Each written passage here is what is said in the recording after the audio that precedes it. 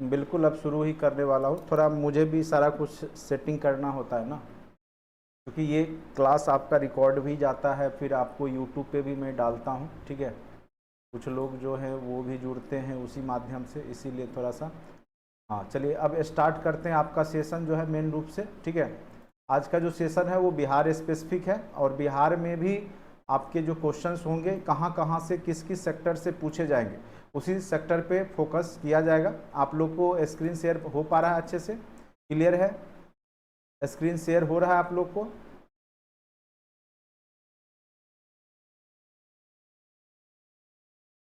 Screen share हो रहा है?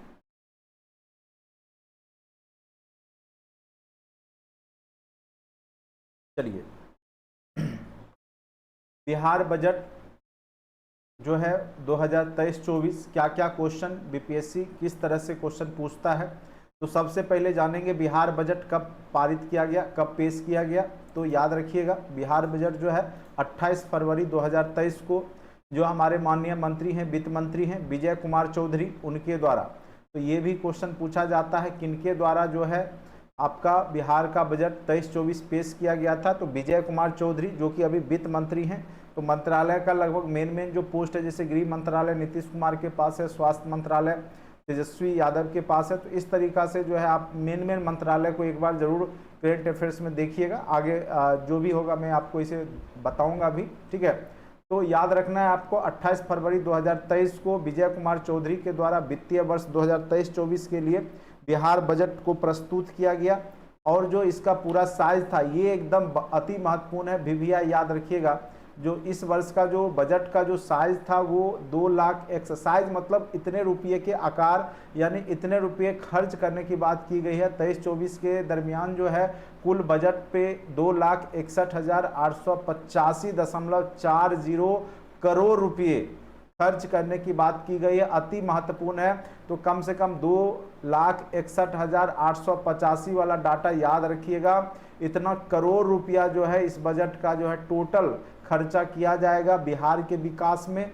ठीक है, विभिन्न क्षेत्रों में जो खर्च किया जाएगा वो भी आगे हम लोग देखेंगे। ठीक है, जो कि वित्तीय वर्ष जो बजट था वो कितना था, तो 2,41,000, यहाँ पे जो है देखिए वित्तीय वर्ष बजट का जो साइज था 2,37,691.19 करोड़। जो 22-23 का बजट का साइज था वो 2.37 था, अब 2.61 करने का मतलब 2,61,885। और पिछले वर्ष यानी 22-23 का जो बजट का साइज था वो 2,37,691.19 करोड़। इस डाटा को एकदम दोनों को याद रखिएगा। यानी अभी वाला तो एकदम पूरा रट के जाइए, इसको 2-3 बार लिखिएगा आप लोग जरूर, अभी साथ साथ कॉपी लेके बैठिए। 2,61,000, चूंकि ये सब डाटा आपको एकदम अब रटा हुआ होना चाहिए। और इसी दिन का मुझे इंतजार था, इससे पहले हमने इसीलिए जानबूझ करके आपको नहीं बताया था, चूंकि हमने अगर पहले पढ़ा दिया होता ये सब डाटा तो आज आप लोग भूल गए होते ये सब सारा। ठीक है, इसीलिए मैंने आपको एक तरीका से आपको पढ़ाया भी है, कब क्या पढ़ाना चाहिए। करेंट अफेयर्स को हमने सबसे लास्ट में महत्व दिया है। ठीक है, बाकी आपका सिलेबस पूरे अच्छे से कंप्लीट है, अपने ऊपर कॉन्फिडेंस रखेंगे।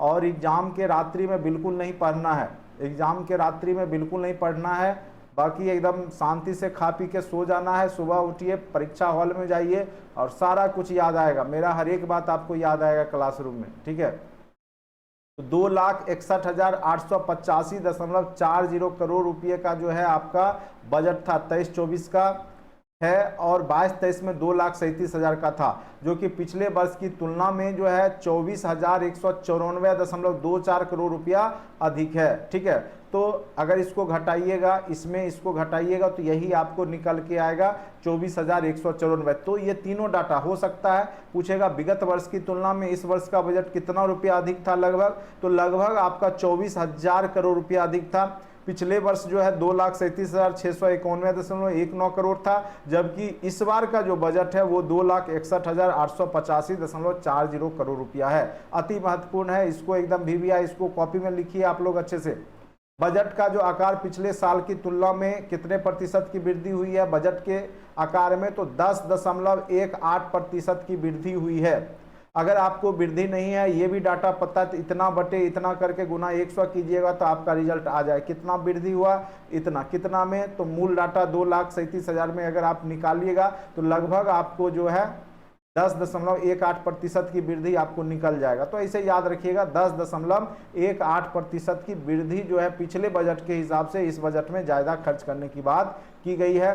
ठीक है, जो कि आपका बिहार का जो मेन अभी 23-24 का जो विकास दर लक्ष्य कितना रहने वाला है, तो 15.24% अनुमानित है। चूंकि ये कोई जानता नहीं है कि इतना हो ही जाएगा, एक अनुमान लगाया जाता है कि इस वर्ष इतना विकास होगा। तो ये अति महत्वपूर्ण है। आपका टोटल विकास इस बार क्या होने की संभावना है, 23-24 डाटा को लिखिए कॉपी में अच्छे से, 2023-24 वाला ही पूछेगा। विकास दर का जो बिहार में होगा वो 15.24% होने वाला है, 15.24% अनुमानित है, अति महत्वपूर्ण है।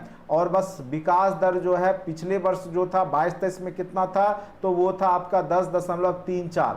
कितना था, तो 10.34। तो ये दो डाटा 22-23 और 23-24 ये याद रखिएगा, 22-23 और 23-24। ठीक है, और बाकी ये सब छोड़िए, ये सब उतना याद करने की जरूरत नहीं है। 22-23 में आपका विकास दर लक्ष्य था 10.34, अब उससे कहीं ज़्यादा 15.24 अनुमानित है आपका 23-24 में, 15.24। ये डाटा आपका सबसे महत्वपूर्ण है, 15.24। मैं बार बार इसलिए रिपीट कर रहा हूँ कि आपके दिमाग में बैठ जाए। 15.24 का जो है 23-24 में बिहार का विकास दर का लक्ष्य, यानी 15 लगभग 15.2 रखिएगा इस वर्ष, और पिछले विगत वर्ष में 10.34 अनुमानित था। ठीक है, चूंकि कोरोना से निकला था तो उतना विकास नहीं हुआ, लेकिन इस वर्ष ज्यादा विकास आपके बिहार का हुआ है। तो बिहार का विकास दर लक्ष्य 15.24%। आप लोग अच्छे से सुन पा रहे हैं, कहीं कोई दिक्कत तो नहीं है। इसको आप लोग लिखते भी जाइए, लिखते जाइए, कॉपी में लिखिए, जहां लिखने का इच्छा करे लिखिए।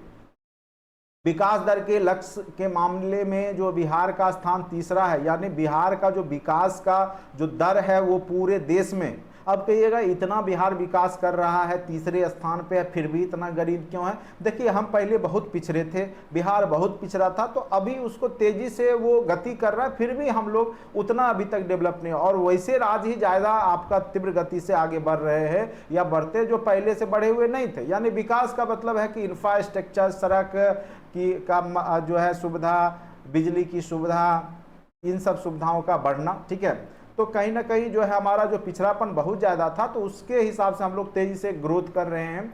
तो पहला स्थान पे था आपका आंध्र प्रदेश, जो कि 11.4% के साथ वृद्धि किया, अपने आप को विकास दर को रखा। दूसरा स्थान राजस्थान का था 11.04, दोनों 11.4 के ही डाटा में, बस यहाँ 0.4 राजस्थान और ये आपका 11.4। वहीं जो है आपका विकास दर के मामले में बिहार का देश भर में पूरा तीसरा स्थान है। ठीक है, विकास दर में आपका केमा स्थान है तीसरा, तो ये याद रखिएगा। बिहार को सर्वाधिक रुपया केंद्रीय करों में राज्य के अंश से प्राप्त होती है, यानी कहिएगा बिहार के पास सबसे ज्यादा रुपया आता कहां से है, तो चूंकि जो केंद्रीय कर जो टैक्स वसूली किए जाते हैं जीएसटी वगैरह, तो उसमें बिहार के का भी हिस्सा बनता है। केंद्रीय करों में राज्य का जो हिस्सा बनता है उसी से बिहार के पास पैसा आता है।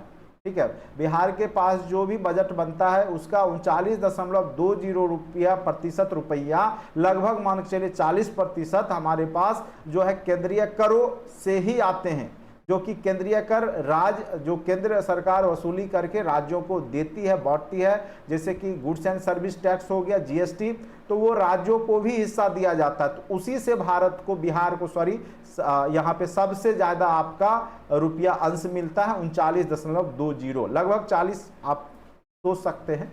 ठीक है, बिहार सरकार को सर्वाधिक रुपया सामाजिक सेवाओं पर, अब पूछेगा सबसे ज्यादा खर्च बिहार सरकार के पास जो भी फंड आता है बजट, उसमें सबसे ज्यादा खर्च कहां पे करता है, तो सामाजिक सेवा में खर्च होता है, जो कि लगभग 38.14% है।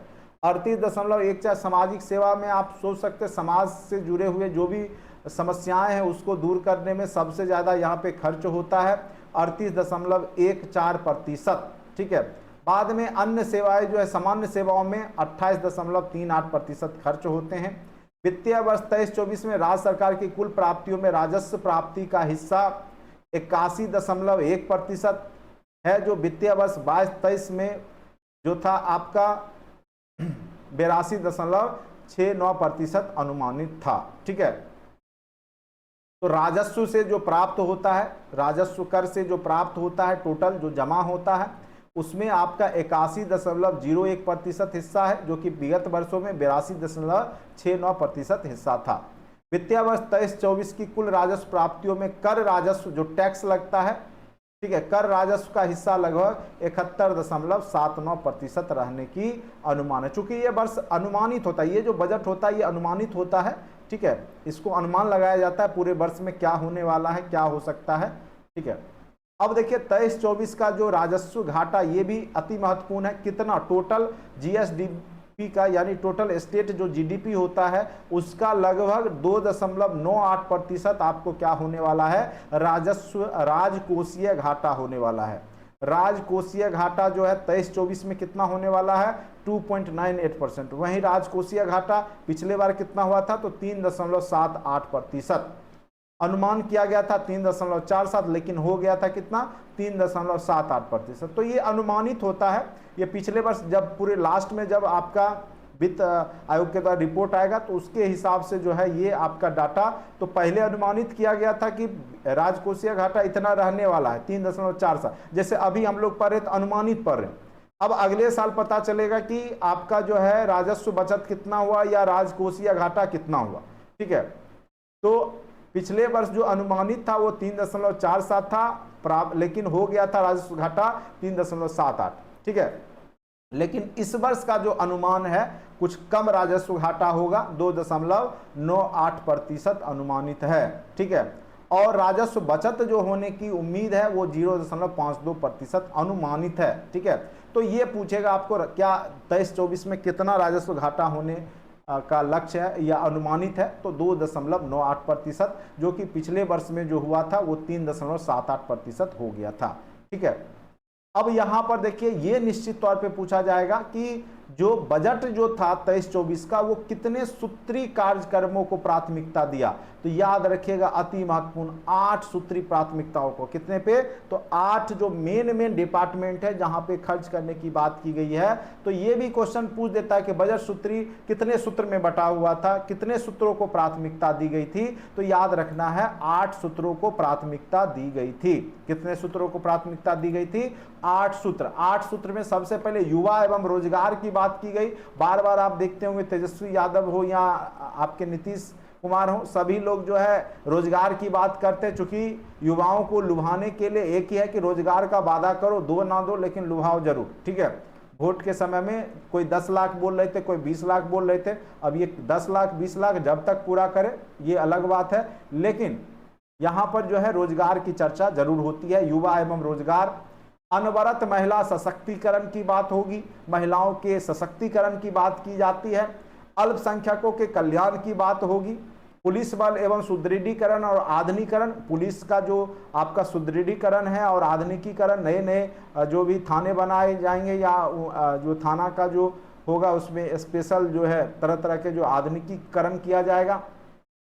कृषि एवं ग्रामीण विकास से संबंधित, हरित विकास से संबंधित, वही हुआ जल जीवन हरियाली मिशन।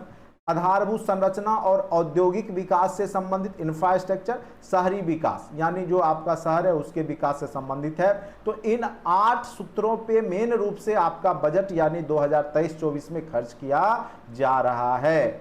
ठीक है, यानी 8 विभागों में इस बार बजट को बांटा गया है जिसपे खर्च की जाएगी। ठीक है, अब देखिए यहाँ पे कुल प्राप्तियां कितनी हुई, तो 2,62,085।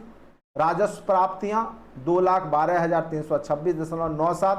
कहां कहां से आया, राज्य का अपना कर राजस्व इतना इतना, ये सब उतना आप याद नहीं कर पाइएगा। एक बार बस टोटल बस याद रखना है आपको, कुल व्यय कितना बजट का होने वाला है, 2,61,885। ठीक है, राजस्व जिसमें व्यय है 2,78,000 या 7,848। पूंजीगत व्यय है आपका 5,000 इकाई दाई सैकड़ा हजार 10,000 54,037। ठीक है, ये सारे करोड़ में है, लाख में नहीं है, रुपया में नहीं है, बल्कि करोड़ में ये है। राजस्व बचत जो है आपका, ठीक है, तो 4,478.97 और राजकोषीय घाटा टोटल कितना हो जाएगा, इकाई दहाई सैकड़ा हजार 10,000 25,567। तो राजकोषीय घाटा का डाटा भी याद रखिएगा, 25,567.83, जो कि टोटल का 2.98% है। इतना राजकोषीय जो घाटा का अनुमानित किया गया है। तो अगर प्रतिशत में पूछ दे तो 2.98 टोटल का, लेकिन अगर डाटा में पूछ दे आपको एग्जैक्ट तो 25,567.83 करोड़ रुपया। ठीक है, तो मेन रूप से आपको 2,61,885 को याद करना है, 2.98 राजकोषीय घाटा। अगर डाटा को अगर एक्सप्लेन करके पूछेगा तो ये 25,567.83 करोड़ रुपया याद रखिएगा। अब देखिए, जैसे 100 रुपया है, प्रतिशत में बांट दिया, आता कहां से है? क्या है कि राज्य के पास रुपया आता कहां से है? तो जो केंद्रीय कर होते हैं, जो जीएसटी वगैरह होते हैं, तो उससे लगभग 39.20% आपको उधर भी हमने बताया कि लगभग 40% के आसपास केंद्रीय कर से आ जाते हैं। जो भी वैट टैक्स सब जोड़ के जीएसटी लगता है ना, जिसपे आप कोई भी प्रोडक्ट खरीदते हैं, मोबाइल खरीदते हैं, एसेसरीज खरीदते हैं, होटल में जाते हैं, कहीं जाते हैं, अब देखते हो जीएसटी ऊपर से आपको ले लिया जाता है। तो उससे राज्य का जो है 39.20% हिस्सा बनता है। केंद्र सरकार जो है, जो पिछड़े राज्य हैं उसको सहायता भी देती है, सब्सिडी देती है, अनुदान देती है, उससे 20.37% आ जाता है। राज्य सरकार भी कुछ अपना टैक्स वसूली करती है, उससे 18.96% का जो है यहाँ पे बन जाता है। उसके बाद जो है लोक ऋण, ठीक है, लोक ऋण जो दिया जाता है सरकार के द्वारा, उससे जो है यहाँ पे 18.82% आ जाता है इनकम। राज्य का जो कर विभिन्न राजस्व विभाग से 2.48% आ जाता है, और ऋणों की वसूली करने से 0.16% आ जाता है। ठीक है, तो इस प्रकार से जो है रुपया आता है।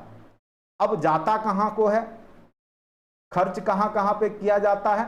तो सामाजिक सेवा में लगभग सबसे ज्यादा, अगर पूछ देगा बजट में पूछेगा तो यही पूछेगा, सबसे ज्यादा जो राज्य का जो खर्च है वो किस क्षेत्रों में किया जाता है? ठीक है, किस क्षेत्रों पे सबसे ज्यादा खर्च किया जाता है?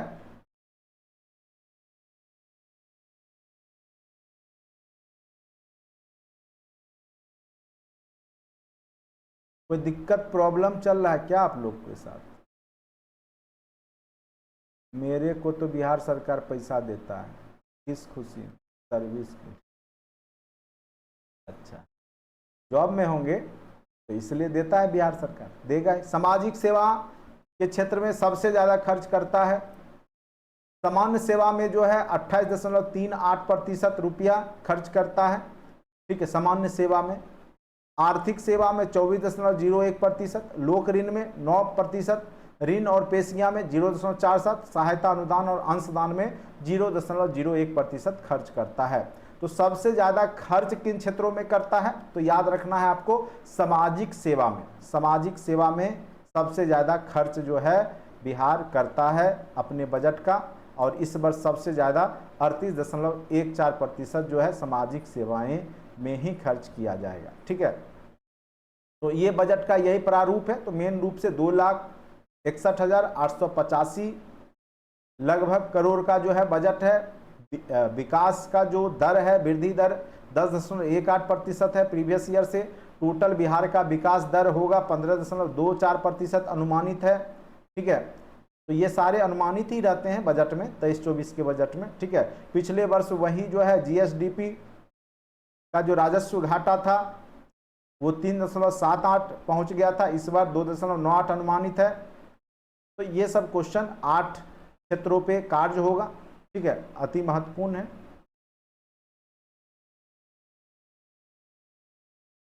उम्मीद करते हैं कि इसमें से कुछ डाटा आपको जरूर अभी याद हो गया होगा, और यही सब क्वेश्चन जब आपके एग्जाम में आपको दिखाई देगा तो आपको लगेगा कि जो है सही डायरेक्शन में हमने पढ़ा था। चूंकि देखिए, पढ़ने के लिए तो बहुत कुछ है, लेकिन मेन कहाँ से क्वेश्चन पूछता है ये जानकारी सबके पास नहीं होती है, और वही जो हम लोग करते हैं आप लोग को बता देते हैं कि ये सब क्वेश्चन यहाँ से इस तरीके से बीपीएससी पूछता है, और वही देखिएगा घुमा फिरा के वहीं से क्वेश्चन आपको पूछता है। ठीक है,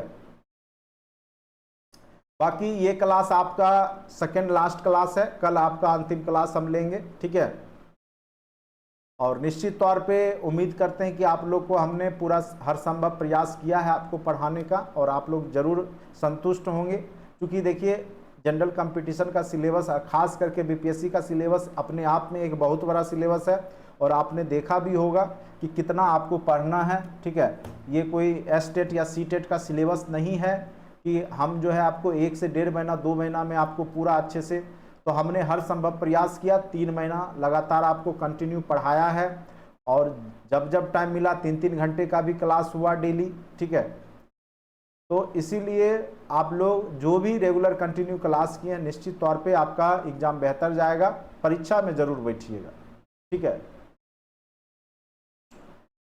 हाँ, लास्ट में आपको गुरु मंत्र हम देंगे कि किस प्रकार से क्वेश्चन को, नहीं आते हुए क्वेश्चन को भी कलर किस प्रकार से कीजिएगा, क्या वहाँ की रणनीति होगी एग्जामिनेशन हॉल में, किस प्रकार से जाना है, कैसे जाना है, क्या लेकर के जाना है, क्या क्या करना है वहाँ। तो 5-6 चीज़ है जो कि आपको ध्यान में रख करके अगर आप काम कीजिएगा तो निश्चित तौर पे आपको जो है औरों की अपेक्षा स्कोर बढ़ाने में मदद मिलेगा। चलिए, वित्तीय वर्ष 23-24 में आत्मनिर्भर 7 निश्चय 2।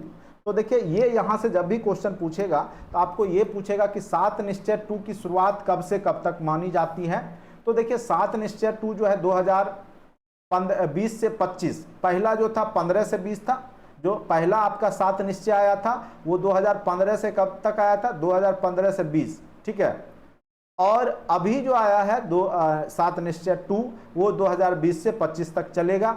युवा शक्ति बिहार की प्रगति, अब दे देगा इसमें से 4 क्या क्या है क्या नहीं है, दे देगा आपको।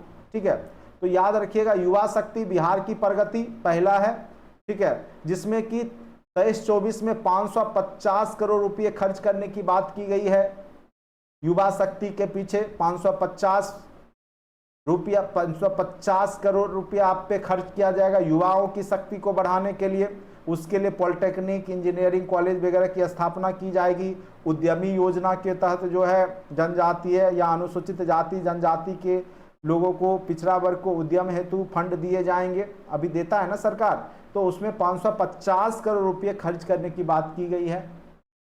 ठीक है, सशक्त महिला, सक्षम महिला, महिलाओं के भी स्वरोजगार को बढ़ावा देने के लिए महिला उद्यमी योजना के तहत जो है 250 करोड़ रुपये, और उच्चतर शिक्षा में महिलाओं को प्रोत्साहित करने हेतु 23-24 में 600 करोड़ रुपये। अब सोचिए, जो महिलाओं को जो है 50,000 रुपया दिया गया ग्रेजुएशन करने पर, तो ये सब जो है आपका सरकार का इसमें बहुत बड़ा बजट खर्च हुआ है।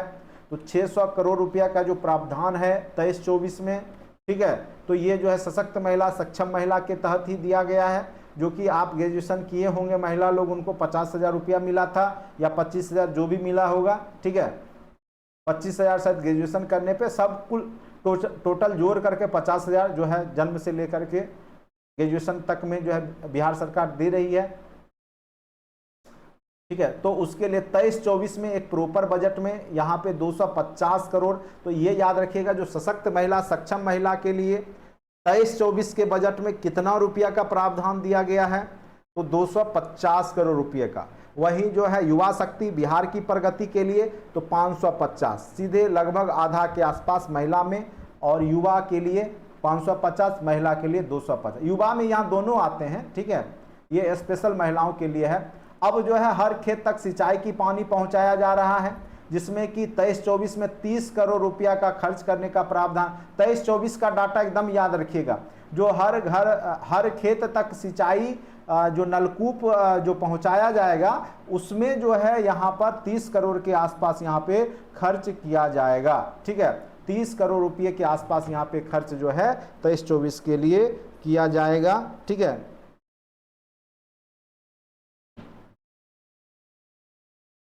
स्वच्छ गांव समृद्ध गांव, स्वच्छ गांव समृद्ध गांव, सभी गांव में प्रत्येक वार्ड में सोलर स्ट्रीट लाइट लगाई जानी है।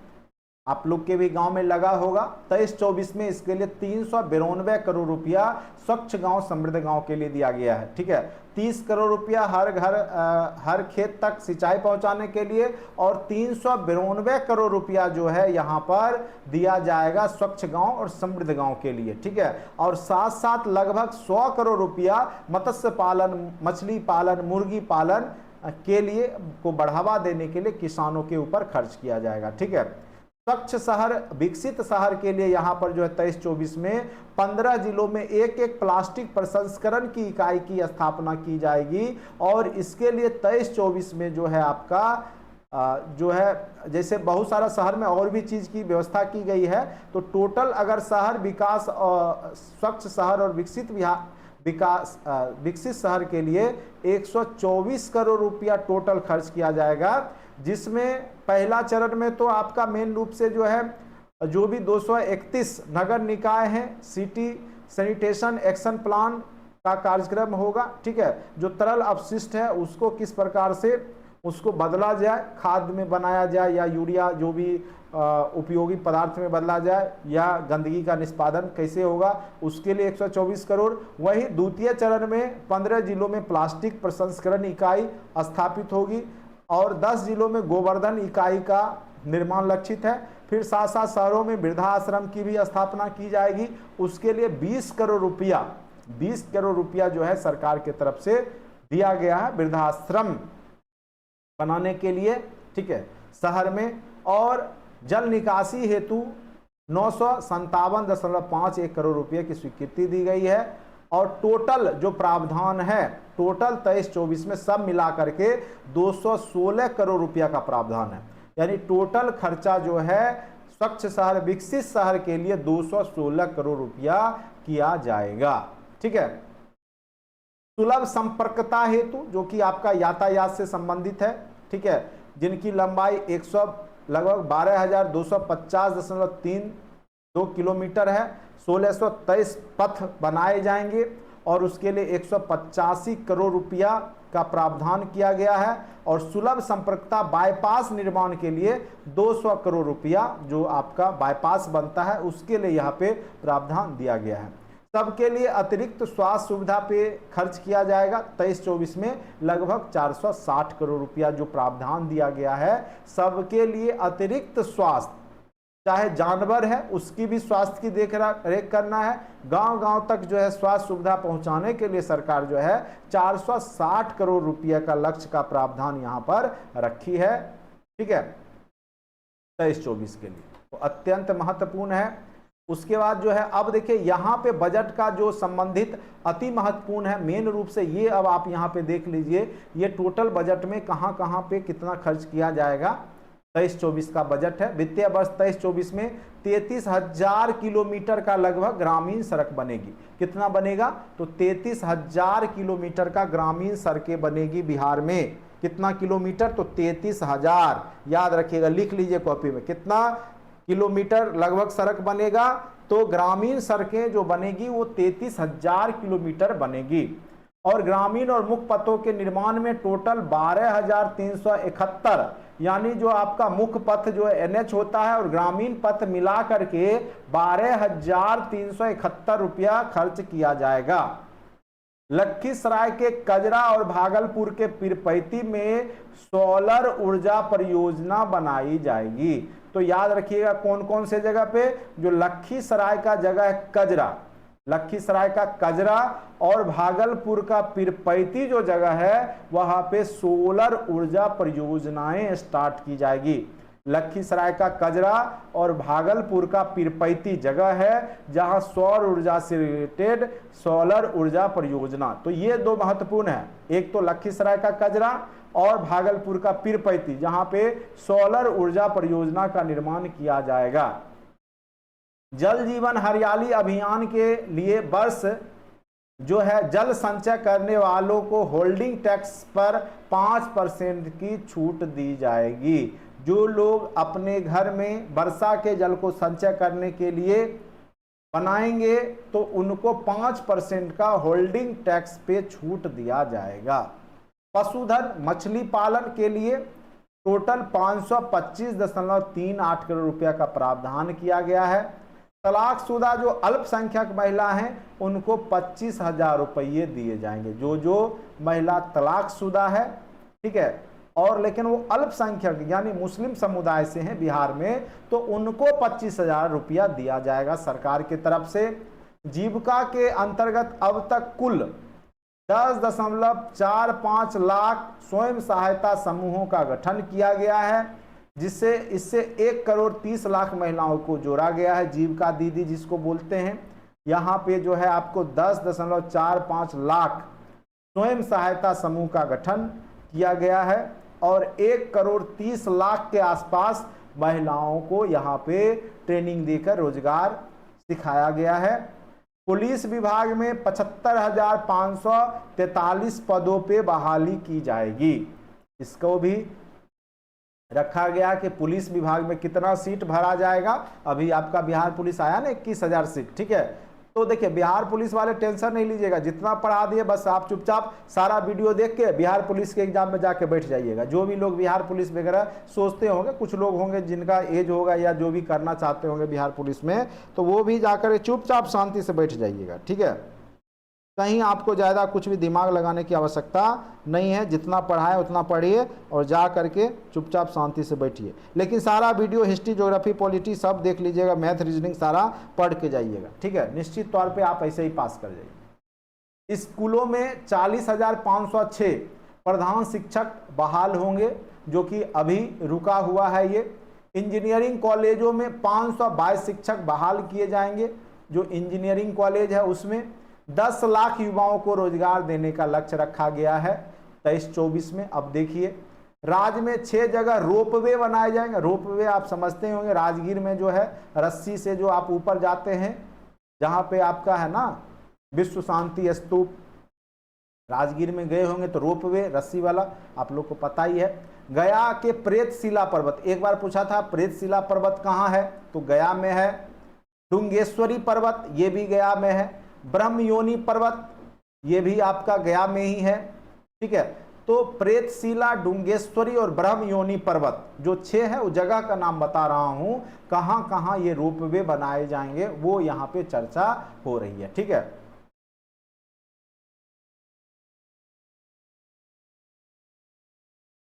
तो आपका जो बनेगा 6 जगह जो रोपवे रस्सी वाला, ठीक है, आप लोग घूमने जाइएगा गया में। बहुत लोग गया से भी होंगे क्लास में।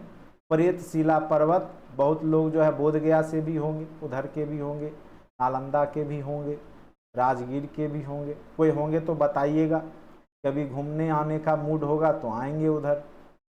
डुंगेश्वरी पर्वत, ब्रह्मयोनी पर्वत, ये सब सारे गया में। ये भी पूछा था पिछले बार कि ब्रह्मयोनी पर्वत कहाँ है, तो गया में है। जहानाबाद में जो पर्वत का नाम है वनावर पर्वत, वनावर पर्वत कहाँ है, तो जहानाबाद में वनावर पर्वत है। कैमूर में मंडेश्वरी पर्वत है। पूछ देगा ऐसे कि मंडेश्वरी पर्वत कहाँ है, बौखने लगिएगा, तो उस समय याद रखिएगा कैमूर में मंडेश्वरी पर्वत है। वनावर पर्वत कहाँ है, तो जहानाबाद में है वनावर, ठीक है। उसके बाद रोहतास में रोहतासगढ़, ये तो याद ही रहेगा, रोहतासगढ़ किला है, वहां पे ये 6 जगहों पे आपका रोपवे का निर्माण किया जाएगा। राज्य में 21 सदर अस्पताल को मॉडल अस्पताल में कन्वर्ट किया जाएगा। स्वास्थ्य विभाग में 16,966.40 करोड़ रुपए का खर्च का प्रावधान है, ठीक है। 15वें वित्त आयोग के अनुशंसा के अनुसार वित्तीय वर्ष 23-24 के लिए कुल बकाया ऋण को सकल राज्य घरेलू उत्पाद के अनुपात में 40.4% की सीमा में रखना है। शिक्षा का बजट को बढ़ा करके कितना कर दिया गया, 40,450.91 करोड़ रुपया। यानी जो 23-24 में शिक्षा पे कितना खर्च किया जाएगा, 40,450 करोड़ रुपया। राज्य के 62 अस्पतालों में दीदी की रसोई की जो है भोजन पहुंचाई जाएगी। साइकिल योजना के लिए 50 करोड़ रुपया जो है दिया जाएगा। होता है ना बच्चों को साइकिल योजना। गया जिले के डुंगेश्वरी पर्वत पर भगवान बुद्ध की मूर्ति लगाई जाएगी, तो गया में है। तो ये अति महत्वपूर्ण है 23-24 में, तो ये पूछ सकता है डुंगेश्वरी पर्वत कहाँ स्थित है, तो गया में, जहां पे भगवान बुद्ध की मूर्ति लगाई जाएगी। इस साल बिहार में 3 करोड़ पौधों का पौधारोपण किया जाएगा। कितना करोड़? तो 3 करोड़, 3 करोड़ पौधों का रोपण यहां पर किया जाएगा। राज्य में कितनी एथेनॉल बनाई जाएगी इकाई? तो 17 इथेनॉल इथेनॉल आपको हमने बता रखा है, एक प्रकार का बायोडीजल कह सकते हैं, जिसको कि ईख जो होता है गन्ना के अपशिष्ट पदार्थ से तैयार किया जाता है। ठीक है, कृषि अपशिष्ट से इथेनॉल बनाया जाता है। ठीक है, जिसको कि 20% तक पेट्रोलियम में मिला करके उसका यूज किया जाता है। ठीक है, तो उम्मीद करते हैं कि थोड़ा बहुत जरूर आपको इसमें से याद रहेगा। ठीक है, पूरा तो हम नहीं गारंटी लेंगे कि आपको पूरा 100% याद करवा देंगे, लेकिन हाँ, अब एग्जाम नजदीक में है, तो अगर अभी आप सुन रहे हैं तो निश्चित तौर पे आप वहां पे एग्जाम में क्वेश्चन को सॉल्व जरूर कर लीजिएगा। ठीक है, 17 इथेनॉल फैक्ट्री बिल्कुल सही है। ठीक है, बाकी 50 लोग जुड़े हैं, यानी एक्टिव लोगों की संख्या अब बढ़ी है। हाँ, गन्ना के वेस्ट से बनाया जाता है। चलिए, बहुत अच्छा, आप लोग बहुत ही जानकार हैं, कहीं कोई दिक्कत नहीं है। बस आप लोग जो है कंटिन्यू पढ़ाई करते रहिए, मेहनत करते रहिए, निश्चित तौर पे आप सफल होंगे। रही बात बीएड वालों का, जो होना होगा देखा जाएगा। स्टेट का फॉर्म डाल लीजिए सभी लोग। ठीक है,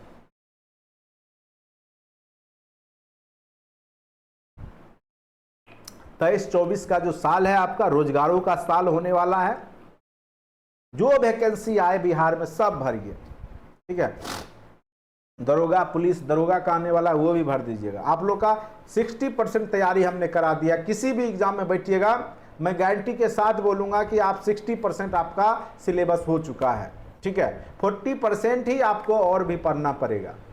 कोई भी एग्जाम अब आप देख सकते हैं, कोई भी एग्जाम बिहार के अंतर्गत कोई भी एग्जाम आता है, बिहार एसएससी शून्य आने वाला है, बिहार दरोगा आने वाला, चूंकि स्वाभाविक सी बात है आपका जो है 2025 में चुनाव होगा, 24 में लोकसभा का चुनाव है, तो निश्चित तौर पे जो है यहाँ पे जो है सरकार जो है आपको रोजगार पे फोकस करेगा, जिससे कि उसको आप ज़्यादा से ज़्यादा संख्या में वोट देकर फिर जिताइएगा। तो स्वाभाविक है, जब भी रोजगार आता है तो लास्ट के 2 वर्ष में ही आपको रोजगार आते हैं। तो इसीलिए जो 23-24 का जो वर्ष होने वाला है, रोजगार का वर्ष होने वाला है, इसीलिए कंटिन्यू पढ़ाई करते रहिए, फॉर्म सब डालिए, जो होना होगा देखा जाएगा। चलिए, अब सबसे ज्यादा जो है यहाँ पे 23-24 में जो विभागवार जो खर्च है 100% टोटल खर्च है, तो उसमें सबसे ज्यादा खर्चा जो है यहाँ पर आपको दिख पा रहा होगा, सबसे ज्यादा अन्य विभाग पे खर्चा किया जाता है। तो कई बार ऑप्शन में अन्य विभाग भी दे देगा, तो टोटल प्रतिशत 22.91% जो है अन्य विभाग पे। लेकिन अगर आप प्रॉपर विभाग की बात करें तो सबसे ज्यादा खर्चा शिक्षा विभाग पर राज्य सरकार कर रही है, और वह टोटल 22.2%। ठीक है, कितना कर रही है? तो 22.20% जो है बजट में खर्चा की बात की गई है शिक्षा पर। और यहाँ पे टोटल आप जोड़ लीजिए, देखिए इकाई दहाई सैकड़ा हजार 10,000, यानी 22,200 करोड़ रुपया शिक्षा पे खर्च करने की बात की गई है। ठीक है, ग्रामीण विकास विभाग में 15.19, ग्रामीण विकास विभाग हो गया, ग्रामीण कार्य विभाग 7.95। तो देखिए फर्स्ट वाला शिक्षा विभाग याद रखिएगा, टोटल वाला जो है आपका टोटल अन्य विभाग में तो 22.9, अन्न दे दिया तो सबसे ज्यादा अन्न वाले को मारिएगा। अगर शिक्षा दे दिया अन्न नहीं दिया तो शिक्षा को मारना, 1 नंबर पे सबसे ज्यादा खर्च होगा। उसके बाद देखिए इसमें 8 वाला, उसके बाद ग्रामीण विकास विभाग है ज्यादा नंबर पे 15.19%, तो ग्रामीण विकास विभाग पे खर्च किया जाएगा 15.19%। उसके बाद देखिए 8% है आपका समाज कल्याण विभाग। ठीक है, तो 8% जो खर्चा किया जाएगा 23-24 के बजट में, वो आपका सामाजिक कल्याण के विभाग में किया जाएगा 8.19। ठीक है, स्वास्थ्य विभाग याद रखिएगा 7.12%, जल संसाधन में 3.23, लोक स्वास्थ्य अभियंत्रण विभाग में 1.95, सबसे कम इसी में किया जाएगा लोक स्वास्थ्य अभियंत्रण विभाग में। कृषि विभाग में 2.78% खर्च किए जाएंगे, नगर विकास के लिए 4.06% खर्च किए जाएंगे। ठीक है, तो यहां से जो क्वेश्चन पूछेगा तो मेन रूप से पूछेगा कि आपका शिक्षा पे, क्योंकि 1 नंबर पे आपका अन्य विभाग नहीं तो शिक्षा ही है, कितना खर्च किया जाएगा 22.20%, ग्रामीण विकास विभाग पे 15.19, और 3rd नंबर पे आपका सामाजिक कल्याण विभाग है जिसमें 8.19%, स्वास्थ्य विभाग पर 7.12%। तो याद रखिएगा टोटल 100% हो गया। चलिए,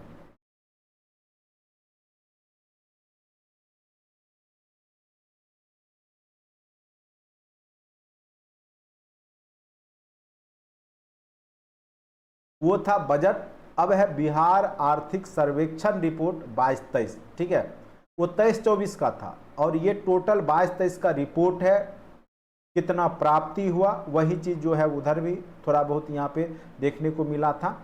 ये पूरा जो बीत गया साल जो रिपोर्ट है वो है आपका, ठीक है, 22-23 का रिपोर्ट है। वो तो अनुमानित होता है, बजट क्या होते हैं, अनुमानित होता है, ठीक है। और ये आपका आर्थिक सर्वेक्षण रिपोर्ट है 22-23, इसको भी आपको देखना अत्यंत जरूरी है। फिर वही सब चीज देखिए, ये देखिए निश्चित तौर पे आप देखिएगा 4 से 5 क्वेश्चन, अभी जितना हमने बताया है निश्चित रूप से आपका 4 से 5 क्वेश्चन रहेगा, 4 से 5 क्वेश्चन उसी से रहेगा, निश्चित रूप से रहेगा, आप देख लीजिएगा, ठीक है। जब परीक्षा दीजिएगा 24 को तो आपको ये बात याद आएगी कि सर बोले थे 3 से 4 क्वेश्चन निश्चित तौर पे रहेगा, नहीं रहने का कोई बात ही नहीं है। चलिए, ज़्यादा नहीं है, ठीक है, एक बार लेकिन थरोली तो हमको देखना ही पड़ेगा, चूंकि ये आपका रिपोर्ट है सारा, ठीक है।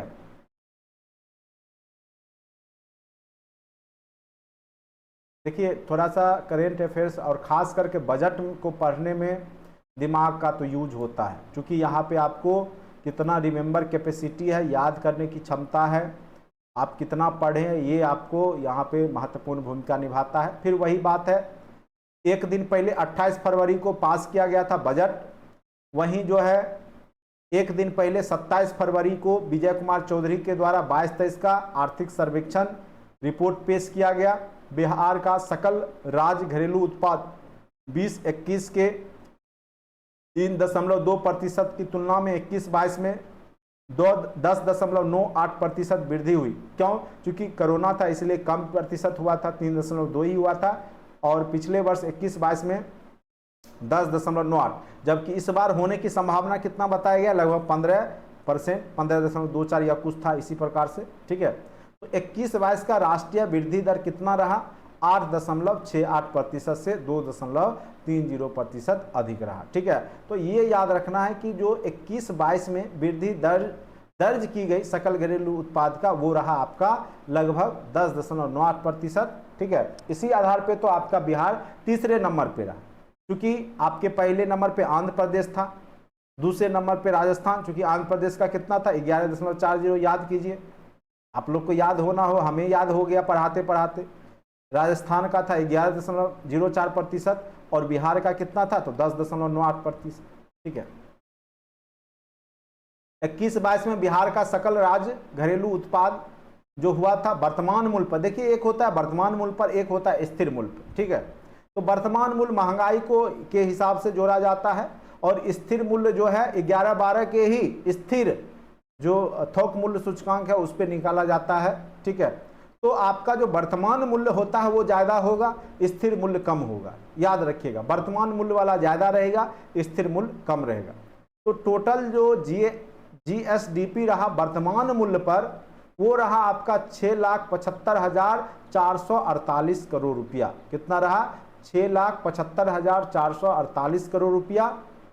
वहीं आपका स्थिर मूल्य पे रहा यही चीज 4,28,065 करोड़ रुपया, ठीक है। तो ये डाटा याद रखिए, ठीक है। ये आपका कंप्लीट लास्ट में निकाला जाता है सर्वेक्षण, उसमें पूरे साल का बताया जाता है कितना रहा, तो उसके हिसाब से 21-22 में आपका 6,75,448 करोड़ वर्तमान मूल्य पर जो है GSDP रहा ग्रोथ, वहीं स्थिर मूल्य पर जो है 4,28,065 करोड़ रुपया रहा, ठीक है। वहीं आपका जब उसमें आप क्या करते हैं, डिप्रिसिएशन घटा देते हैं, जो खर्च है उसको घटाते हैं, तो स्वाभाविक सी बात है जब आप हरासमेंट जो उसका आपको हमने बताया था ना NNP NDP वही चीज हुआ, इसमें बस स्टेट जोड़ लीजिए। NDP में क्या कहते हैं, जो भी GDP में से मूल्य ह्रास घटा देते हैं, याद कीजिए इकोनॉमिक्स में हमने बताया था आपको NDP क्या होता है, तो GDP माइनस मूल्य ह्रास, GDP में से जब मूल्य ह्रास घटा देते हैं तो मूल्य ह्रास मतलब जो वस्तु की कीमतों में कमी आई, ठीक है। जो चीज आप उत्पादन किए वो तो जोड़िएगा, जो मशीन खियाया, जो उसका वैल्यू घटा उसको घटाइएगा नहीं, तो वो घटा करके अगर आपकी बात किया जाए तो वर्तमान मूल्य पर 6,14,431 करोड़ रुपया रहा, और वही चीज स्थिर मूल्य पर 3,82,000, यानी जब भी निबल आएगा तो वो आपका सकल से कम ही रहेगा, क्योंकि उसमें मूल्यह्रास घट जाता है।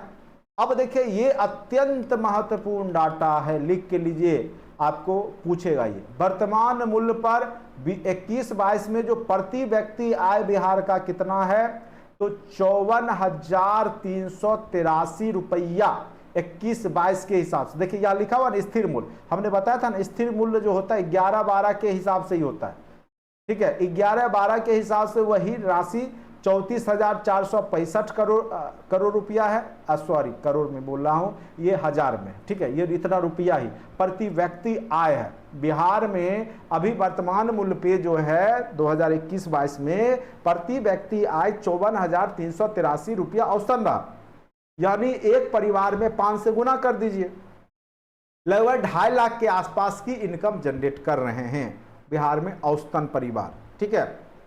वही अगर 11-12 के मूल्य के आधार पर बात करें, स्थिर मूल्य सूचकांक 11-12 के आधार पर, तो 34,465, तो 54,383 को नहीं भूलिएगा। ये आपका वर्तमान मूल्य पर बिहार में प्रति व्यक्ति आय है। सबसे ज्यादा आय बिहार में पटना जिला वासियों का है। पटना वाले खुश हैं, बहुत ज्यादा, बहुत कमाते हैं, क्योंकि पूरे बिहार के लोग पटना जा करके वहाँ जो है पैसा देते होंगे, इलाज से लेकर के, पढ़ने से लेकर के सब कुछ में। तो पटना का ही डाटा में वो जुटेगा ना। पूरे बिहार के लोग कहाँ जाके पढ़ते हैं, तो पटना में। इलाज करने का होगा तो पटना, घूमने का होगा तो पटना, ठीक है। तो प्रति व्यक्ति आय वहाँ स्वाभाविक है ज़्यादा होगा। तो वहाँ पे 1,15,239 रुपया, यानी औसतन खर्चा भी होगा। देखिए जितना आय होता है वैसा ही खर्चा भी होता है, तो पटना में खर्च भी ज़्यादा होगा लोगों का, ठीक है। तो 1,15,239 रुपया प्रति व्यक्ति आय पटना जिला के वासियों का है, जो कि पूरे राज्य में सर्वाधिक 1 नंबर पे आता। सबसे ज्यादा जो है आय 1,15,239 रुपया जो है प्रति व्यक्ति के हिसाब से पटना जिला वासियों का ही है, याद रखिएगा, ठीक है। कहीं कोई दिक्कत भी है यहां तक बताइए कोई लोग? हाँ, जो भी है पटना, आप लोग पास कीजिए, ठीक है। अच्छे से जॉब लीजिए, फिर हमको जू में बुलाइएगा, हम भी आएंगे, आप लोग से मिल लेंगे। चलिए, उम्मीद है आप लोगों से ही, अब आप लोग पास कीजिएगा, ठीक है। और निश्चित रूप से पास कीजिएगा, ठीक है। बस पास करने के बाद गुरु जी को भूलिएगा नहीं, याद रखिएगा, ठीक है। क्योंकि पढ़ने के बाद गुरु जी को लोग भुला देते हैं, खास करके ऑनलाइन की दुनिया में, ठीक है। मतलबी लोग यहाँ, मतलबी जमाना, ठीक है। तो यही बात है। अब आप लोग को देखना है कितना याद रखते हैं गुरु जी को। चलिए, न्यूनतम प्रति व्यक्ति आय वाला जिला शिवहर है। तो शिवहर को आपको पता होगा सबसे छोटा जिला है, पहला नंबर। उसके बाद सीतामढ़ी के बगल का है, और सबसे ज्यादा जनसंख्या घनत्व भी यही का है। तो स्वाभाविक सी बात है, जनसंख्या ज्यादा, छोटा जगह, तो इनकम घट जाएगा, और सबसे कम इनकम शिवहर को ही है। जनसंख्या घनत्व के मामले में भी ये 1 नंबर पे आते हैं। शिवहर सीतामढ़ी के बगल में है, और इनकम में भी सबसे गरीब है, क्योंकि बाढ़ प्रभावित एरिया है। सीतामढ़ी ही बाढ़ प्रभावित एरिया है, शिवहर भी होगा ही। तो 18,692 रुपया प्रति व्यक्ति आय है, जो कि पूरे राज्य में सबसे कम है, ठीक है। पटना के बाद हमारा जो जिला है बेगूसराय, उसी का नंबर आता है इनकम के मामले में, ठीक है। बिहार के 3 सबसे संपन्न जिले हैं, जो कि पटना है 1 लाख, मतलब आपका 1.15 लाख प्रति व्यक्ति। दूसरे नंबर पर बेगूसराय का आ जाता है 0.45 लाख, तो ज़्यादा नहीं है। पटना के हिसाब से तो बहुत कम हो गया, 45,000 मान के चलिए हो गया, ठीक है। मुंगेर का 43,000 रुपया हो गया प्रति व्यक्ति है। दूसरे और 3 सबसे गरीब जिले जो हैं, शिवहर 1 नंबर पे है। ये देखिए आपको सजाने के लिए दे देगा, ग्रेटर लेस देन सबसे गरीब जिले को आरोही क्रम में सजाएं, ठीक है। तो शिवहर तो गरीब है, ये है, साथ साथ अररिया भी गरीब है, और साथ साथ सीतामढ़ी भी चर्चा किए, ये भी गरीब ही निकला, ठीक है। अररिया, शिवहर और सीतामढ़ी ठीक है, ये सब हमको लगता है बाढ़ प्रभावित एरिया भी उत्तरी बिहार का पार्ट है। ठीक है, तो निश्चित रूप से बाढ़ प्रभावित होगा ही, गरीबी के कई कारण हैं बिहार में। तो शिवहर, अररिया और सीतामढ़ी ये तीनों गरीब जिला में आते हैं। पटना, बेगूसराय और मुंगेर ये सबसे ज़्यादा जो है खुशहाल है, खास करके पैसों के मामले में बिहार में। ठीक है, अब देखिए यहां से भी एक क्वेश्चन निश्चित रूप से कोई ना कोई पूछने की संभावना रहेगी। 21-22 में सकल राज्य घरेलू उत्पाद में जो सर्वाधिक हिस्सा, प्राइमरी सेक्टर हमने बताया था, प्राथमिक सेक्टर मतलब कृषि से, मत्स्य से, मुर्गी पालन से, आजकल देखते होंगे मुर्गी पालन बहुत खुला, बहुत बंद भी होता है, कुक्कुट पालन से। तो सबसे ज़्यादा इनकम बिहार में तृतीयक क्षेत्र से ही होता है, सर्विस सेक्टर से। ठीक है, सेकेंड नंबर पे आपका है कृषि क्षेत्र 21.2%, और सबसे कम है आपका उद्योग धंधा के मामले में, मात्र 18.1% ही यहाँ पे जो है विकास देखने को मिला है। ठीक है, तो याद रखिएगा प्राथमिक क्षेत्र में 21.2% क्षेत्र का योगदान है, द्वितीय क्षेत्र का सबसे कम योगदान है यानी भारी उद्योग धंधे 18.1%, और सबसे ज़्यादा सर्विस सेक्टर का योगदान है 60.7%। ठीक है, प्राथमिक क्षेत्र से सकल राज्य घरेलू उत्पाद की वृद्धि में योगदान करने वाले दो महत्वपूर्ण क्षेत्र हैं। सबसे ज्यादा प्राइमरी सेक्टर में कौन भूमिका निभाया? पशुधन, मत्स्याखेट, ठीक है, मछली पालन, जल कृषि वही हुआ, जिनकी वृद्धि दरें 9.5% है पशुधन का, 6.7% है मत्स्य खेत का, खनन उत्खनन में भी 9.0% की वृद्धि देखने को मिली है। तो इसीलिए आपका जो है कृषि क्षेत्र जो है 21.2% के साथ दूसरे नंबर पे है। द्वितीय क्षेत्र में आपका विद्युत, गैस, जल आपूर्ति, जन उपयोगी सेवाएं में 14.5% की वृद्धि हुई है इसे, लेकिन फिर भी सबसे लास्ट में है उसी का योगदान। सकल राज्य घरेलू उत्पाद की वृद्धि में प्रचुर योगदान देने वाले तृतीय क्षेत्र जो है सर्विस सेक्टर में सबसे ज़्यादा आप देखिएगा वायु परिवहन, यानी सबसे ज़्यादा एरोप्लेन पर चढ़ने वाले बिहारी ही हैं, अपना अपना जो है कर करके अपना सपना पूरा कर रहे हैं। तो सबसे ज़्यादा अभी कहते हैं गरीब राज्य है, लेकिन सबसे ज़्यादा एरोप्लेन पर चढ़ कौन रहा है? तो बिहारी। बिना मतलब को भी घूम करके आ जाएगा दिल्ली उल्ली से एरोप्लेन पे चढ़ने के चक्कर में। 10.5% हो गया। भंडारण जो है 21.3% हो गया। ठीक है, उसके बाद जो है वित्तीय सेवाएं से 12.6%, लोक प्रशासन से 9.3%। तो ये सब जो सर्विस क्षेत्र है उसमें जो है तृतीय क्षेत्र का ये सब का योगदान है। ठीक है,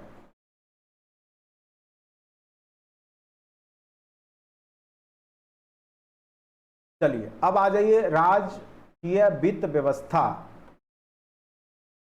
अब इसको देखिए 21-22 में कुल प्राप्ति कितना हुआ? तो टोटल जो प्राप्ति हुआ वो बजट में लक्ष्य रहता है, ये वास्तविक रूप है। ये कुल प्राप्ति हुआ 1,99,270.15 करोड़। ठीक है, जिसमें राजस्व से प्राप्ति हुआ 1,58,000 के आसपास, 40,472 के आसपास पूंजीगत प्राप्ति हुआ, जो मनी बिगेट्स मनी पूंजी लगा करके कमाया गया राज्य के द्वारा। अब खर्च कितना हुआ? तो कुल व्यय भी 1,93,000 कर लिया गया, राजस्व पे व्यय किया गया इतना, पूंजीगत व्यय इतना हुआ। ठीक है, राजस्व घाटा कितना रहा 21-22 में? तो टोटल राजस्व घाटा रहा मात्र 0.1%। ठीक है, और अगर राजकोषीय घाटा पूछेगा तो आपको बताना है, और यही पूछता है राजकोषीय घाटा, यानी टोटल आय और व्यय का जो हुआ तो उसमें घाटा कितना हुआ, मतलब जितना आय हुआ उससे ज्यादा खर्चा हो गया। कितना? तो 3.8%, यानी राजकोषीय घाटा कितना रहा आपका? 3.8%। प्राथमिक घाटा रहा 1.7%, राजकोषीय घाटा 20-21 का है, तो ये नहीं पूछेगा, 3.8 याद रखिएगा। 21-22 में राजकोषीय घाटा कितना रहा है? तो आपका 3.8%। ठीक है,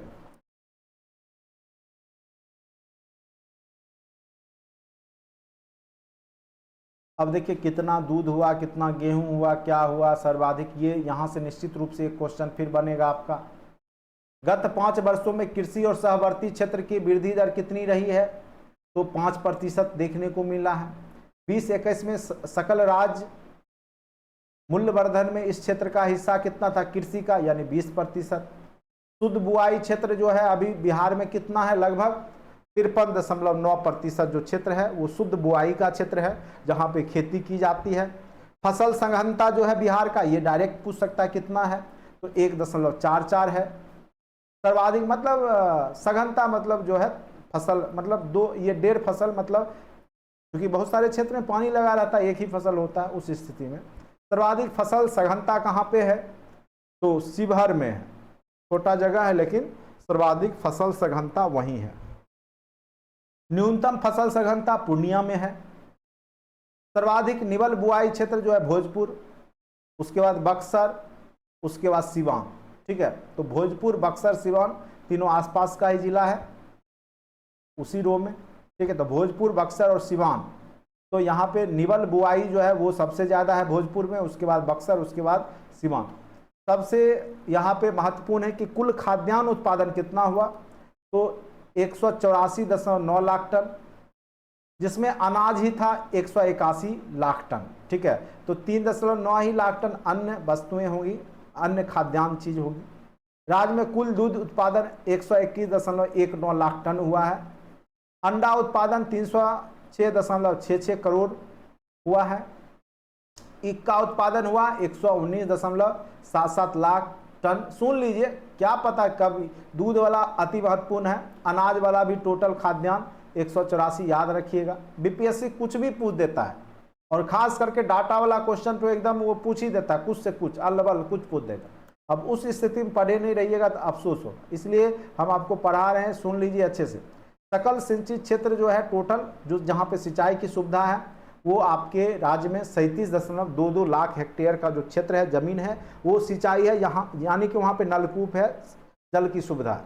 सिंचाई विकास का कुल व्यय जो है लगभग 2670.49 करोड़ रुपया रहा है। जैविक कॉरिडोर के अंतर्गत जो है 20,000 एकड़ जमीन पर जो है जैविक खेती किया जाएगा। जैविक खेती मतलब बिना यूरिया, बिना कंपोस्ट, मतलब जो भी आपका रासायनिक कीटनाशक ये सब का प्रयोग नहीं किया जाएगा। तो 20-25 के दौरान 20,000 एकड़ पर जो है जैविक खेती करने की बात की गई है। ठीक है, बिहार में कारखानों की संख्या डेली जो है कारखानों की संख्या सिर्फ 0.3% ही बढ़ी, अच्छी स्थिति नहीं है कारखानों की। राज्य में इथेनॉल उत्पादन जो कि 470,000 लीटर प्रतिदिन थी, अभी जाकर के 370,000 प्रतिदिन, 2021 में 370 था और 21-22 में 470,000 टन हो गया है, यानी बढ़ा है। बिहार में कुल चीनी उत्पादन 45.6 लाख क्विंटल था। ठीक है, बिहार का औद्योगिक निवेश प्रोत्साहन नीति 2016 के तहत राज्य सरकार को कुल 60.86 हजार करोड़ रुपए निवेश के प्रस्ताव मिले हैं। सर्वाधिक निवेश खाद्य प्रसंस्करण उद्योग में हुआ है। ठीक है, फूड प्रोसेसिंग जो कि आपको पता ही होगा 41% है। दूसरा सीमेंट सेक्टर में, तीसरा इथेनॉल सेक्टर में, यानी सबसे ज्यादा निवेश बिहार में किया गया।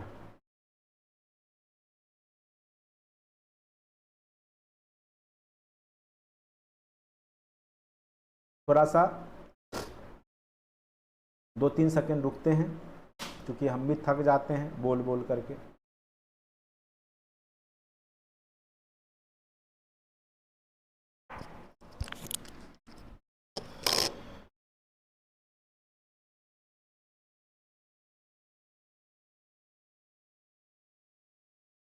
पहले थ्योरी पढ़िएगा तब ना ऑब्जेक्टिव पढ़िएगा।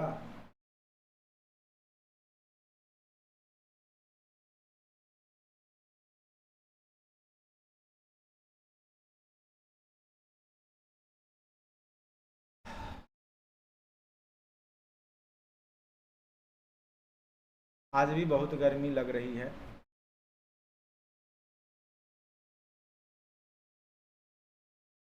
बरसात का मौसम और भी बेकार होता है।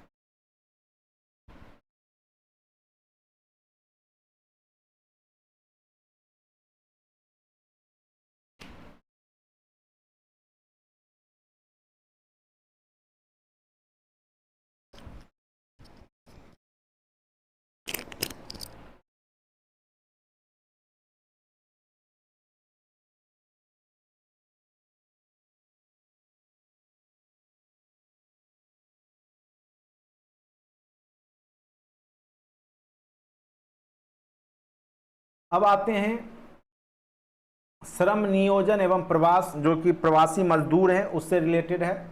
बिहार में पुरुष श्रमिक जनसंख्या का जो अनुपात है, जो भी श्रम है, जो कि कामगार वर्ग है 15 से लेकर 60 वर्ष के बीच का जो है, वो उसकी संख्या जो है पुरुषों की संख्या ज़्यादा है, लगभग 68.8%, जबकि संपूर्ण भारत में जो स्तर पे 77.9 था, वहीं शहरी बिहार के मामले में पुरुष संपूर्ण भारत के 75.6% की तुलना में 64.6% थे। ठीक है, ये आपका जो है प्रतिशत है श्रमिकों का, जिसमें पुरुषों का प्रतिशत है। बिहार में पुरुष श्रमिक की औसत दैनिक कमाई मात्र 338 रुपया है और महिला श्रमिकों की कमाई मात्र 244 रुपया है।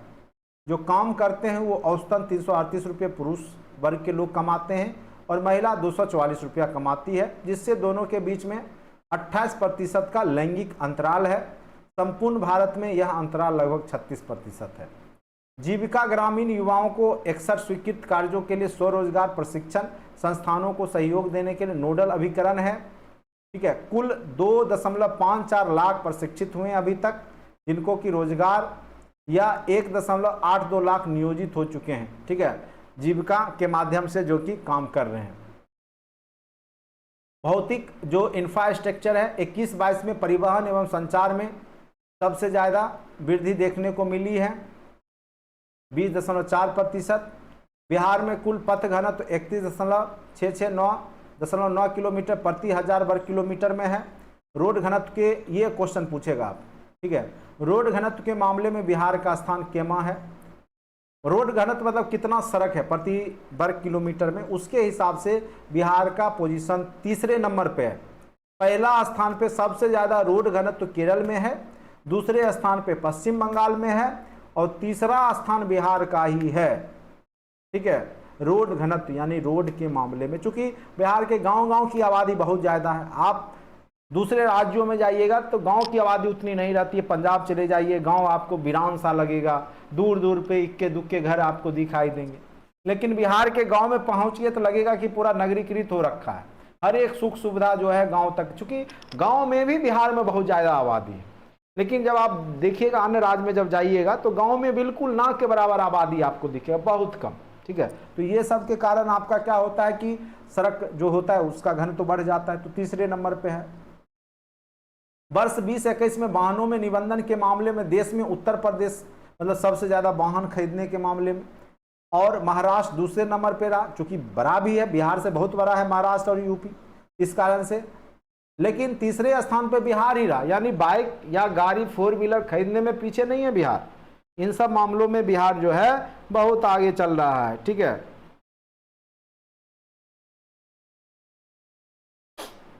चलिए नेक्स्ट क्वेश्चन पे आते हैं, नेक्स्ट पॉइंट पे आते हैं। ऊर्जा क्षेत्र, राज्य में ऊर्जा की प्रति व्यक्ति खपत 17-18 में, ये अत्यंत महत्वपूर्ण है, 280 यूनिट था, अभी कितना है 329 यूनिट। याद रखिएगा, 3 का स्क्वायर 9, 3 दूनी 9, ऐसे करके फिर 3 दूनी 9, 329 याद रखिएगा, ये पूछा था एक बार। ठीक है, तो प्रति व्यक्ति खपत कितना है बिहार में, वो है आपका 329 यूनिट।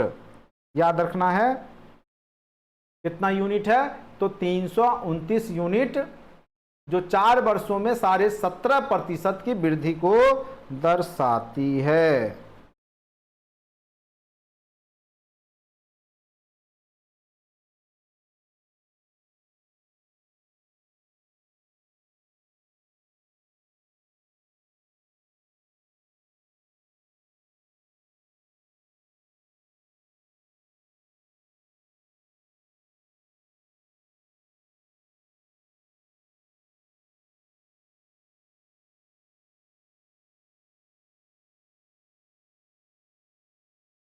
चलिए,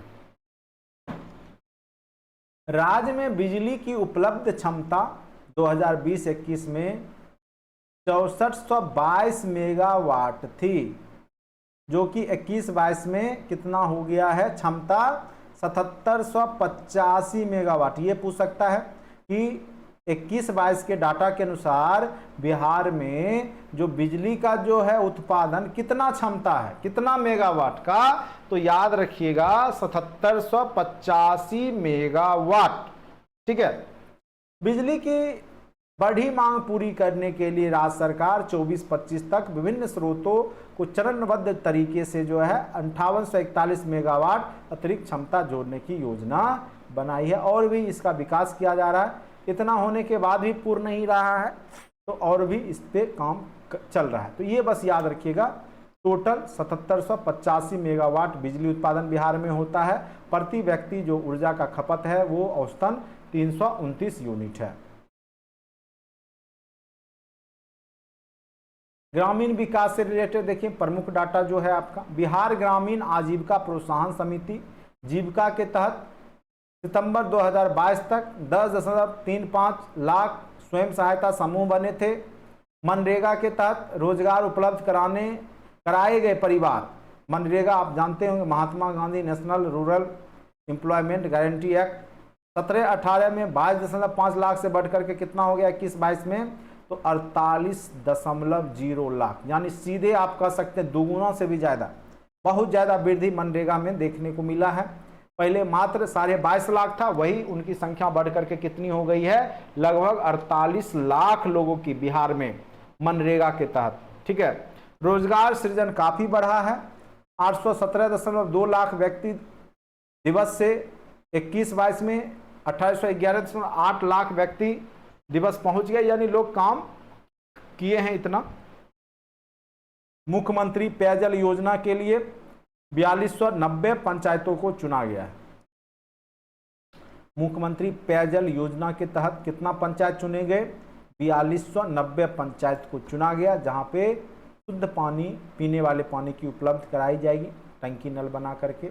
जन वितरण प्रणाली 21-22 में कुल 5474.9 हजार टन खाद्यान्नों का आवंटन हुआ, जिससे 2208.2 टन गेहूं और 3266.7 टन चावल था।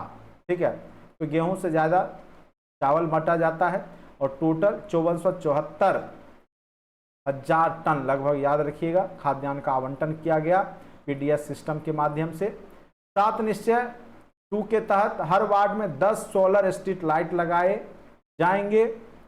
इससे प्रतिवर्ष 7,88,40,000 किलोग्राम कार्बन डाइऑक्साइड का उत्सर्जन घटेगा और 35.83 लाख वृक्षारोपण के बराबर है।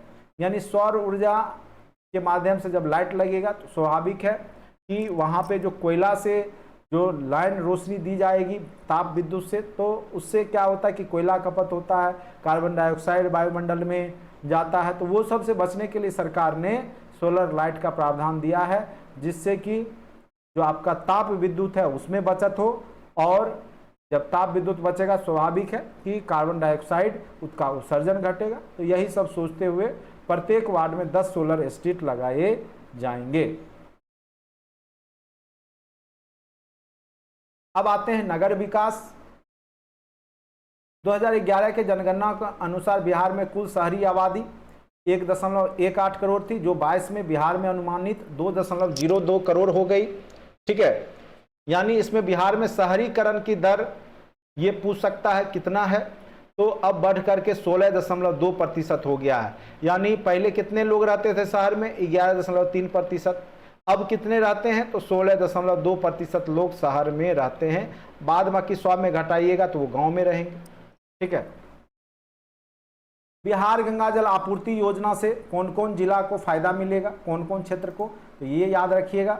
तो नवादा, गया और बोध गया को लाभ हुआ है। किस किस को लाभ हुआ है, तो बिहार गंगा जल आपूर्ति योजना से राजगीर, नवादा और गया, राजगीर को, नवादा को, गया को, बोध गया को, यानी 4 शहरों को लाभ मिला है। राजगीर, बोध गया, गया। ठीक है। वर्ष 21-22 में 1326.8 किलोमीटर लंबी सड़कें बनाई जाएंगी और साथ साथ 1311 किलोमीटर लंबी नालियां भी बनाई गई। ठीक है। ये शहर नगर में। ठीक है। स्वच्छ भारत मिशन के तहत 21-22 में कुल 4.12 लाख शौचालय बनाए गए, जिनकी संख्या सितंबर 2022 में बढ़ करके 4.14 लाख हो गई। यानी 2021-22 के दौरान लगभग 4.14 लाख शौचालय का निर्माण किया गया पूरे बिहार में। ठीक है, तो 4 लाख याद रखिएगा, 4,14,000। तो देखिए ये सब क्वेश्चन आपको हमने जो पीडीएफ भेजा है, तो हमने बोला था आपको एग्जाम के एक दिन पहले जो है, ठीक है, मतलब 22 तारीख को ये पीडीएफ को अच्छे से आप लोग बिहार का करेंट का जो है देख लीजिएगा। बाकी हिस्ट्री का कल देख लेते हैं, ठीक है, जो आपका पूरा नहीं हो कर पाए थे, बाद बाकी आपका हो गया है, बस आप लोग रिवीजन कीजिए। ठीक है, और अंतिम मंत्र जो है कल ही आपको दे देंगे। ठीक है, रणनीति बता देंगे एग्जाम का, ये अभी आपको कंप्लीट करा देते हैं, क्योंकि ये महत्वपूर्ण है। 5-6 क्वेश्चन यहाँ से निश्चित तौर पे ही पूछे जाते हैं बीपीएससी में। बिहार में 2005 से 21-22 तक में 16 वर्षों में सामाजिक सेवाओं पर व्यय 11 गुना अधिक बढ़ा है, वहीं स्वास्थ्य पर 11 गुना और शिक्षा पर 8 गुना अधिक बढ़ा है। अगर पूछेगा कि पिछले वर्ष की तुलना में 2005-06 की तुलना में 21-22 में कितना गुना शिक्षा पे व्यय बढ़ गया है, 8 गुना। बिहार के लिए जन्मकालीन जीवन जो संभावता है वो 65.8 वर्ष से बढ़ करके अब कितना हो गया है, 69। तो एवरेज आयु बिहार का कितना हो गया है लोगों का, 69.5। ठीक है, संपूर्ण भारत का वही 70 है। संपूर्ण भारत से हम लोग 6 महीने कम जीते हैं औसतन। ठीक है, राष्ट्रीय पारिवारिक, स्वाभाविक सी बात है, हम लोग के पास उतना स्वास्थ्य सिस्टम नहीं है, हेल्थ इंफ्रास्ट्रक्चर नहीं है, पैसे नहीं है इलाज के अभाव में, तो स्वाभाविक है देश स्तर पे तो कम जाएगा है बिहार का। गरीबी के कारण भी लोग जल्दी मर जाते हैं।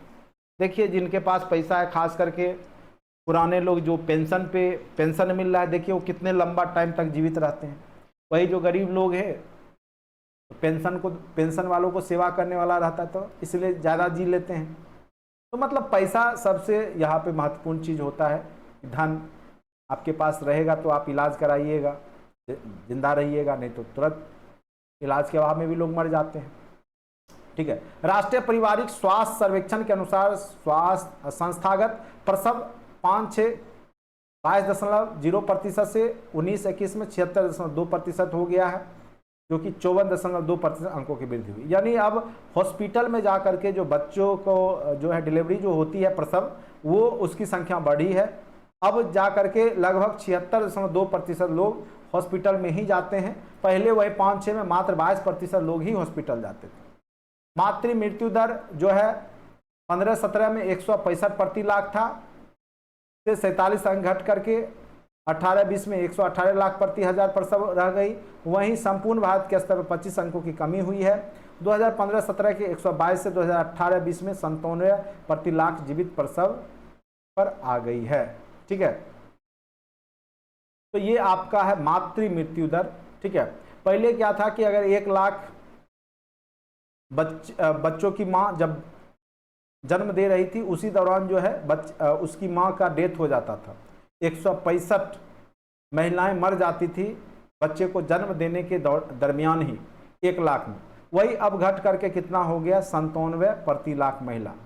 ठीक है, मातृ मृत्यु दर है, लेकिन अभी भी जीरो नहीं गया। यानी 1 लाख महिलाओं में से 97 जो है महिला अभी भी मृत हो जाती है बच्चे के डिलीवरी के समय। दीदी की रसोई कुल मिलाकर 75 स्थानों पर चल रही है, जिनमें 700 से भी अधिक स्वयं सहायता समूहों के रोजगार मिला है। दीदी की रसोई कुल मिलाकर 75 स्थानों पर चल रही, कितने स्थान पर चल रही है, 75 स्थान पर, जिनमें 700 से भी अधिक स्वयं सहायता समूहों को रोजगार मिला है। ठीक है, पूछ सकता है दीदी की रसोई कितने जगहों पे चल रही है, तो 75 स्थान। बाल विकास जो बच्चों से रिलेटेड है, बिहार में 48%